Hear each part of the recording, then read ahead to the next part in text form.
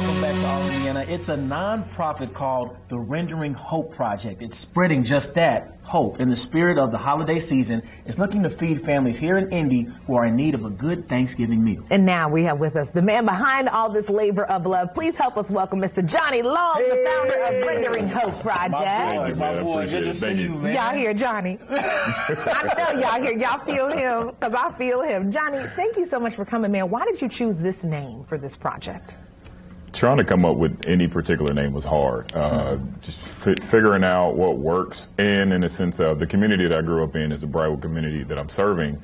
It's more or less, I grew up in that area probably 10 to 15 years ago, and I mean, we had a sense of hope. Now, you know, certain inner city areas, it's changing in that particular sense. So I decided to go with that particular name because I originally started helping the homeless. So it was more or less me and my friends would go out and we would see individuals outside asking for change. And I was like, well, I can provide meals. So I would make the actual meals, and my daughter would color the bags and everything, and we'd go out and pass them. So, like I said, in the sense of just providing hope for these individuals and holding these conversations. I love they can take it far. I love how much you can feel the effort in those projects. That's awesome. Yeah.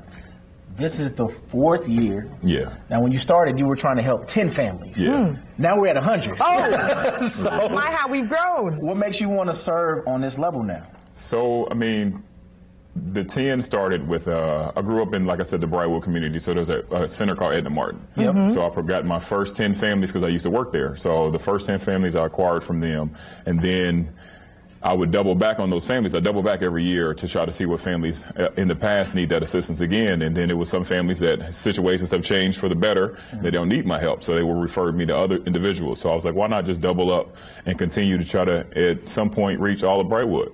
Wow. I love that. And that's one of the individuals that you were able to help right there. That's awesome. A lot of people don't realize that when you serve, you learn a lot. You learn a lot about life through serving. So in this 4 years, what have you learned? What's the thing that has changed you for the better?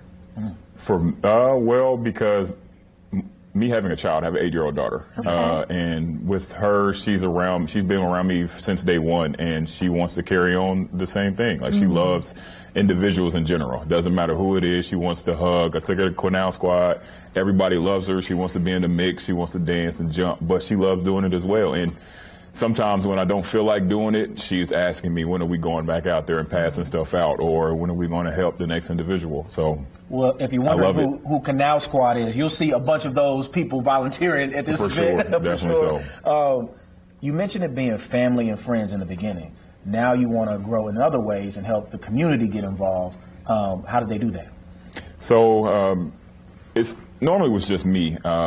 Understanding that in regards to reach the masses of individuals, what amount of people that I want to assist, I can't do it on my own. That was probably one of the hardest things that I had to figure out, but it was only because of self-inflict. Like, it was just more or less trust issues or whatever the case might be. But in the same sense, I can only do so much. By all means, and I can acquire the turkeys and I can go door to door. That's time consuming. I mean, you could try to feed 100 families by yourself, but it might take a while. It's passing out the flyers, because I printed a flyer out first, and then I went door to door to see what families needed help. That was a lot. That was probably a 2-day type situation. That's a whole job. Yeah, for sure. And then this is 2 years in with the Quinal Squad, and all of these people that asking me over and over and over, how did they get involved? And now that I have the bodies and the manpower and woman power, it's like, why not have these individuals assist me in that particular manner? And we're all on the same page. Like, it's genuine, and that's what it's big on my end, is it has to be genuine. Yes. I don't want it to be forced. I want you to get involved in your own capacity.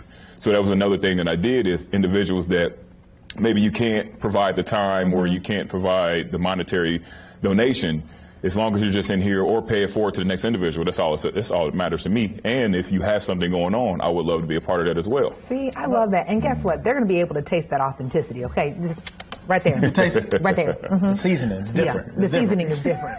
Yes. Oh, my goodness. Well, thank you so much, Johnny, for being here with us.